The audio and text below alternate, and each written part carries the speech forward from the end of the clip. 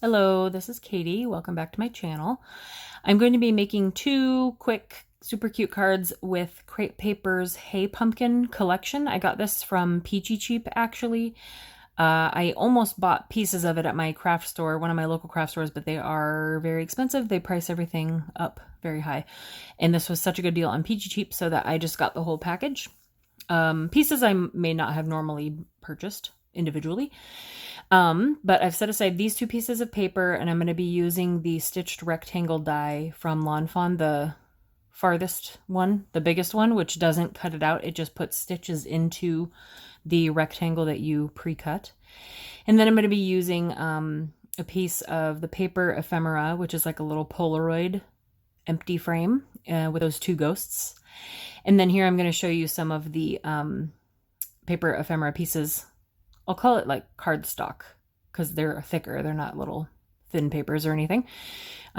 Basic paper ephemera pieces. And I think this one I got super excited about because it was my favorite, because it is almost Halloween and Halloween is the best.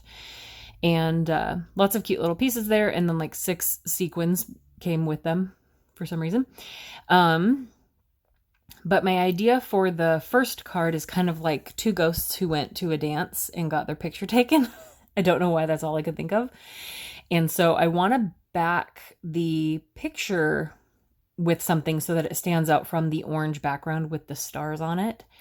That's going to be the background of the card.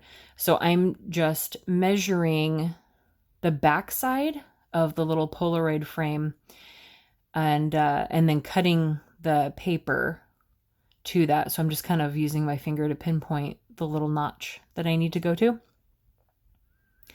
And then I reach for my, what's that called?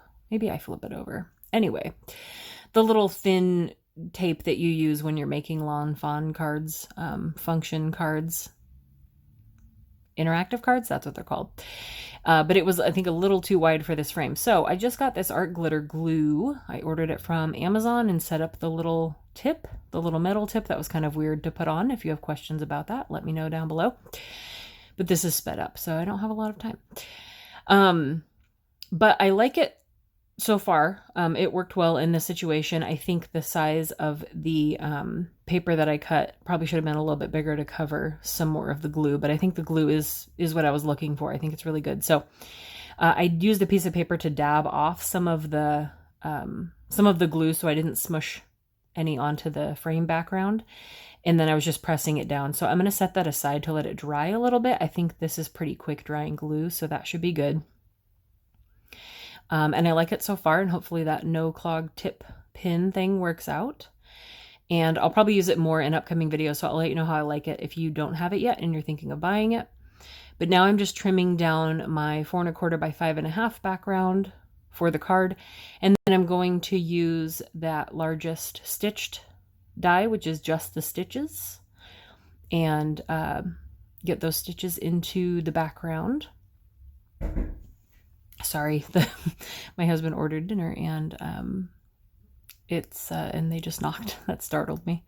I swear we don't eat out or take out like every night, but lately after moving and being super busy and everything, it's a very loud delivery man. It's just a lot easier to eat takeout or go out and eat rather than cooking. Anyway, so I'm putting tape runner on the back of this background piece so I can stick it down to the card base, and then we will get our little Polaroid going. Now here, I think I tried to cut it a little longer. I usually try to cut to cover the background of the card, but in any case, I sometimes will trim off just a little bit. So I'll open the card flat and then trim off any of the white peeking out. So that's fine. I think I decided that this was fine, and I think I was trying to trim just a little bit more. But normally I'll just overshoot the piece that's going to cover the card base so that I don't have to worry about that at all, because sometimes when you cut your card bases, they're just like millimeters off. So then I'm taking my two ghosts and I'm just going to place them kind of as they are, but I I put them kind of on the same level as if they're floating on a floor or over a floor. And then just to give it a little bit of interest, I'm going to put it at an angle, but I'm also going to lift it up on foam tape. And then that is actually all I do to the card. I don't want to, I'm trying to think of tips. Tips to give you guys. I'm not trying to say how to make your cards better, because I think all your cards are fine. But little tips like the fact that this little Polaroid thingy says Halloween on it. So I don't want to add another word sticker because I don't need more than the word Halloween, if that makes sense. So things like that, or things like I could have picked a dark background that wasn't also black, so that bottom half of the Polaroid kind of blends in with it a little bit. Stuff like that to make things pop and not be repetitive on your cards, like with words or designs. So this one is another example. This is the second card, and I did the same thing for this background. I cut it to the card base size, and then I did the stitching, the same die. And then I just kind of wanted to make a little like trick or treat scene. So I'm going to lift up the house on foam tape. And then I pick like a trick-or-treater and a pumpkin and a tombstone. And then I put a ghost coming out from the back of the roof or the top of the roof of the house. And then I'm thinking of, and this is another tip, I go to look, and on the sticker sheet, I'm looking for like a moon, but I don't see it. And it's because it's a black crescent moon. It's like a little C. But I'm not going to put that in this sky, obviously, because the background is already black, but it also already has silver moons all over it. And I'm not going to repeat the moon unnecessarily, if that makes sense. So that's just kind of one of those things you think of. You may not know you're thinking of them, but you're thinking of them as you're making your card, and you're not, you don't want to repeat something too much, if that makes sense.